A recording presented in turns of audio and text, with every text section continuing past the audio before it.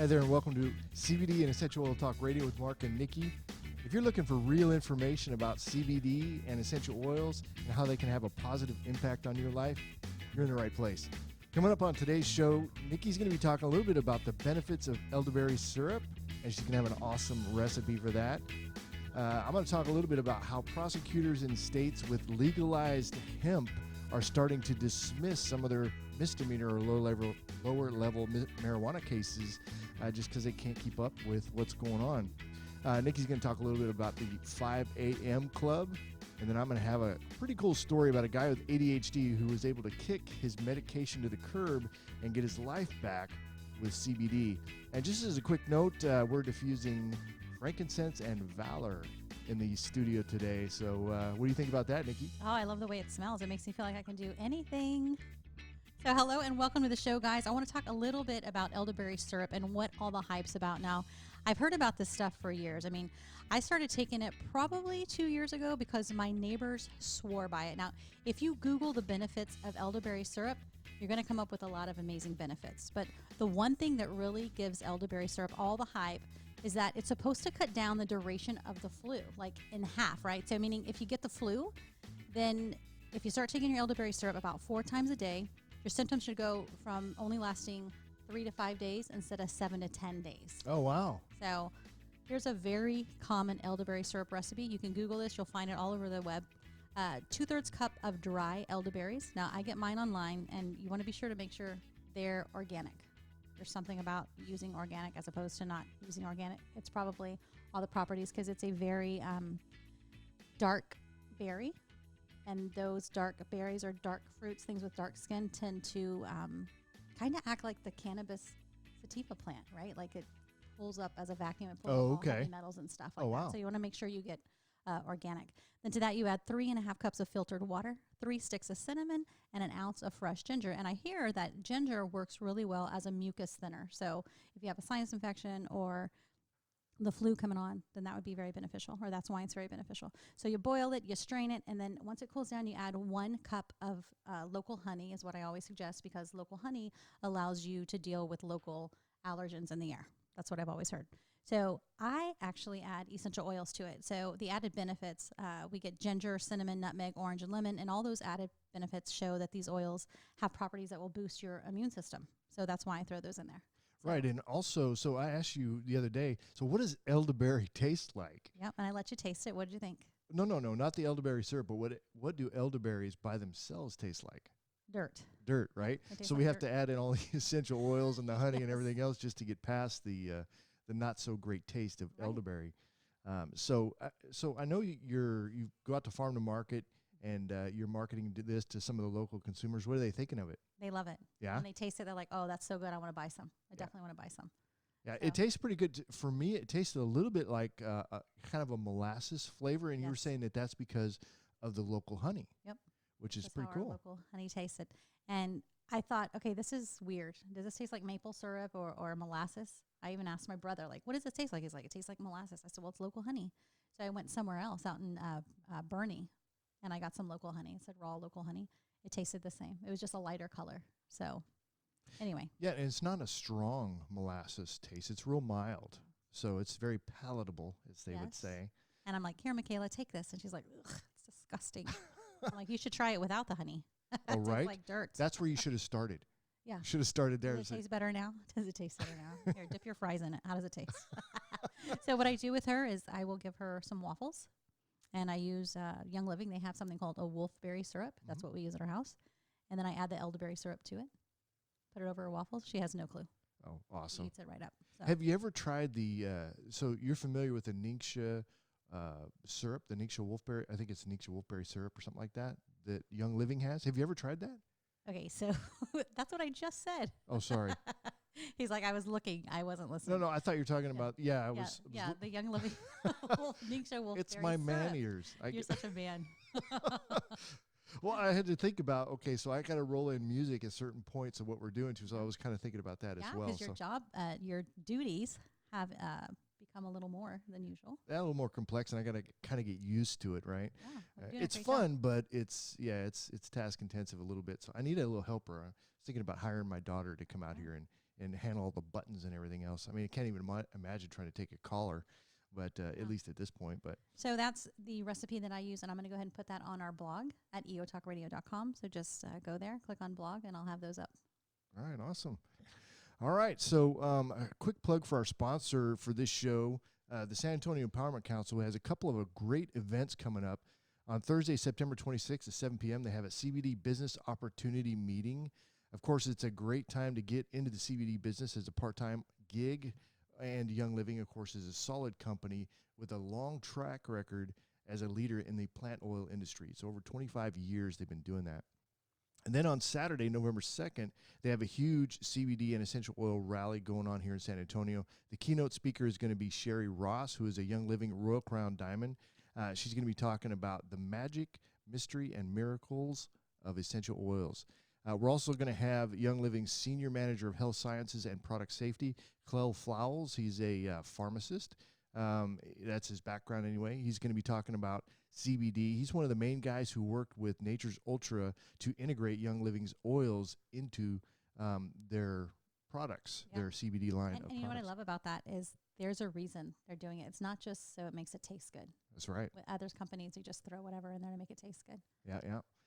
For all the details on these events and others, visit saecevents.com. All right, so the legality of CBD is such an interesting thing to follow because the laws are changing. They're different for just about every state in the union, and then you have the federal layer on top of all of that. So much confusion going on. So with respect to state and local authorities, with the passage of these new hemp laws over the past year, 2 years, crime labs across the country have suddenly found themselves unable to really kind of prove that the green leafy substance that you've got, that the officer seizes from somebody's car or wherever they get it from, is marijuana rather than hemp. So check this out. Without the technology to determine the plant's THC levels, which is actually more complex than you would think, right? Local labs can't produce scientific evidence for use in court. So what happens is, without that help, prosecutors have to send the evidence out to expensive labs to get those tests done. And of course, it's a cost. You know what I mean? We can't bankrupt the community for putting people in jail, for possessing an herb, which is. So if you have possession of marijuana and you get pulled over, you could say, no, that's not marijuana, that's hemp. So that's going to be interesting to see, and as we go forward on this, you're going to have your larger departments are probably going to be a little bit more in tune and responsive to that because of the cost associated with all of that. Your smaller departments might be a little bit slower to adapt those changes, but certainly if you're driving around with a baggie of hemp, you're going to attract some attention. It's probably not a good idea to do that. You're just kind of asking for it if you do that. Prove it's THC, officer. Well, that's fine, but I mean, smoke this. I'm just kidding. As we used to say in the law enforcement community, it's like you may beat the rap, but you won't beat the ride. And just going down to the jailhouse and experiencing all that is really not a comfortable situation. So I remember, making arrests for DWI is one of my biggest things that I would arrest folks for. Even as a supervisor, I would go out there and find DWIs because they're just kind of all over the place. But it's your regular traffic tickets, traffic accidents, and DWIs. That's where it's like an equal opportunity kind of thing, because you can be any type of person. You could be a CEO of a company, have a great record, great family, everything. You just drink a little bit too much, and then you know what I mean? And then you're going to jail for DWI, and your whole life's changed. So, but anyway, you can beat the rap, but you may not beat the ride. It's just something to keep in mind about. Don't tempt fate by running around and trying to provoke an officer. So thanks for the warning. So rather than deal with the prohibitive costs and lengthy delays, because sending it off to a lab and all that's an expensive process, prosecutors in several states, including Texas, Florida, California, and Ohio, are now dropping low-level marijuana cases altogether. They just don't want to mess with the expense, because if you get a smart defense attorney, they're going to want all of that stuff done just to help put the squeeze on the system to get them to, release it or dismiss the charge. So as a side note, the age-old pretext for searching cars due to the smell of marijuana really is coming into question. It's going to be interesting to see how that plays out over the next year or 2 years. So it's a nationwide issue, and it will be interesting to see how it plays out. So Anyway, Wow, pretty cool that's story, right? interesting. Yeah, thanks for the warning. People appreciate that. Right. All right, so hey, have you heard of the 5 a.m. Club? No, I haven't. I saw that you had a note you were going to talk about. I'm really curious what that is. Yeah, so this is a book that was written by Robin Sharma. Now, it's supposed to help you have a better outlook and outcome in life, right? So there are 5 rules that you follow, and it's pretty simple. So basically, you get up at 5 a.m. 5 days a week. Now, for the first 20 minutes, you're going to just exercise, like really What? powerhouse exercise. Get up at 5 a.m., go, do your business, brush your teeth, and boom, start exercising. Okay. Like seriousness, not like, oh, I just stretched. That's not an exercise. Like get your cardio up, right? Well, wait a minute now. So stretching is an exercise for some people. It is. I consider it. Like it just takes me 20 minutes to get out of bed sometimes. No, I'm kidding. So the next 20 minutes, you're going to start working on your goals and your plans for the day. Like you sit down with your planner or a notebook or something and say, okay, I'm going to do laundry today. I'm going to scrub the bathtub. I'm going to prepare dinner. I'm going to do these things. And you know what? My goal for the day is to complete all this by 2 p.m. Okay. So that can be your daily goal. And then the last 20 minutes, you actually devote it to learning something. And I mean, sit down and say, today I want to learn about CBD. Okay. Or today I want to learn about ginger essential oil. Let me get into my desk reference. Let me get into some book. It could be a self-help book. It could be a motivational book, just something for 20 minutes. So the purpose here is to get up and do something productive for the first hour of the day, and then you feel good. You make better choices. Life is not so chaotic. When you get the kids up at 6:30 for school and you've already had your time, you're like, oh, okay, sweetie, let's go ahead and get up. Instead of your alarm going off and you're like, bam, get up. Come on, we got to go. We got 28 minutes. Let's go. So it just supposed to do your day a little better. So I've actually been doing this, and 5 a.m. didn't work well for me, so I had to tweak it just a bit. So I call it the 7:30 a.m. club, but it's the same thing. I'm doing the same thing. It's just I get up. I always get up in a great mood. I have my orange essential oil right there by the bed, and I wake up. I smell that every morning faithfully. Like I really do that. And Michaela, just waking her up. I am that mom that rubs the back and gives her a little massage. Good morning. I had the best dream last night, which I may not have even had a dream, but I tell her I do. Every single morning I go over some type of story. And take her to school. I totally believe that because you're a storyteller. Yeah. And I've been told that my whole life. No, officer, I didn't steal that candy bar. I'm kidding. So it just really works for my family, for our schedule, and it does help me get through my day. So that's the 5 a.m. club, and I can put that info on our website as well. Which is really the 7:30 a.m. club. Correct. Tweak it. If you need to tweak it. 5 a.m. does not work because I have 2 little dogs in the house. I have a husband, 4 kids. Right. I mean, tiptoeing. So there is something to exercising, clearing the head and all of that and getting the body moving. Absolutely. Something I'm actually a little bit more into. Exercise, I'm not a big fan of exercise. I went through the police academy and they broke me in the academy. I mean, I had bad shin splints. Yeah. You don't have a choice, right? Well, no, I had to run through it. Yeah, it was a pretty big ordeal for me. So after that, I was like very averse to. But I bet, man, if you could just go back and be like, oh, I've got Panaway. I don't have any problem with that. There's some different techniques I would certainly use. There's some really cool stuff now that they can help with shin splints. But back when I didn't know, I put ice on it, just kind of powered through it. But at any rate, all right. So just a quick commercial for, of course, Nikki and I. We are distributors, CBD and essential oil distributors. So if you're interested in learning about using CBD and essential oils for yourself, your family, your pets, you owe it to yourself to learn about Young Living. Young Living's Nature's Ultra CBD is a premium CBD product that you can trust. Young Living has been producing the very best plant oils for over 25 years. They have their own farms that adhere to organic and sustainable practices that set the standard really for the whole entire industry. If quality matters to you, Young Living products are definitely worth their money. So you can reach out to Nikki or myself at Nikki@EOTalkRadio or Marc, M-A-R-C @EOTalkRadio.com. We'll make sure you get the best information you need to start your journey into an essential oil and CBD-infused lifestyle. Now, if you're looking to start a business, a side hustle, which, holiday season's coming up, everybody's interested in maybe earning a little extra cash, really not as difficult as you might think to start a home-based business with CBD or essential oils or both. Young Living, hands down, of course, is the most established and reputable company out there, a multi-billion-dollar company that will continue to be the industry leader in the CBD and plant oil business. So reach out to us if you want any information on that.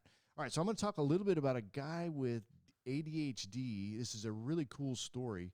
He was able to kick the Adderall habit, right, of medication to the curb and get his life back with CBD. Awesome story. So this story follows Tyler Hurst, who suffered for years with ADHD that caused him to be impulsive, overstimulated, and affected his ability to have regular conversations with people because he's a couple steps ahead, right? I hear you. Yeah, you can relate, right? Yeah. Sometimes I am too. I have to tell a funny story about the GPS on the phone here in a minute. But so Tyler had trouble relating to people because of his ADHD, and folks were often annoyed by him, right? Because he's just acting a little bit different, and they're put off by his behavior. But at one point, he was diagnosed as bipolar and given lithium and antidepressant drugs such as Prozac, but they really had no effect on his condition.